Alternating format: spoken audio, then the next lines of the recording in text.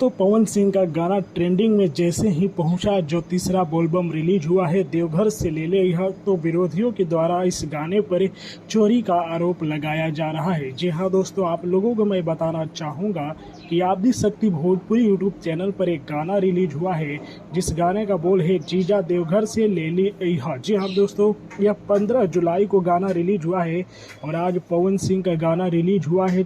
तो दोस्तों, यह गाना जो कि दर्शकों को बहुत ही पसंद आ रहा है, 100 लाख से ज़्यादा जो कि लाइक हो चुके हैं और 8 लाख के करीब जो कि व्यूज प्राप्त करने वाला है। तो लोगों का कहना है और कुछ लोगों का कहना है कि पवन सिंह ने इस गाने की जो कि चोरी की है।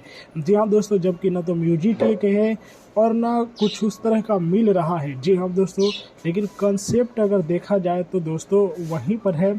तो हो सकता है इसमें गलती जो कि राइटर का होगा, न कि पवन सिंह का होगा। जी हाँ दोस्तों, अगर कुछ भी होता है तो इसके लिए पवन सिंह को क्यों जिम्मेदार ठहराते हैं, राइटर की गलती होगी।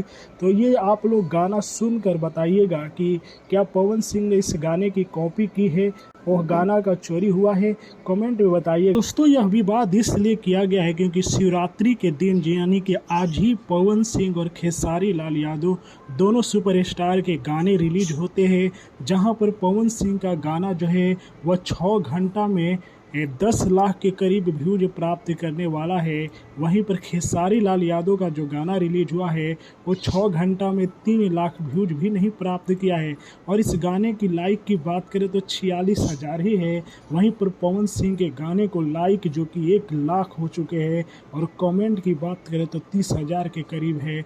इसलिए जो विरोधी है उनकी चाल है कि पवन सिंह के गाने के व्यू को कम किया जाए, लेकिन आप लोग इससे ट्रेंडिंग में पहुंचाइए। वीडियो को लाइक कीजिएगा, शेयर कीजिएगा और विरोधियों के इन विवादों में आप लोग मत फंसिएगा और पवन सिंह के गाने को जल्दी से ट्रेंडिंग के नंबर 1 पर ले जाइए।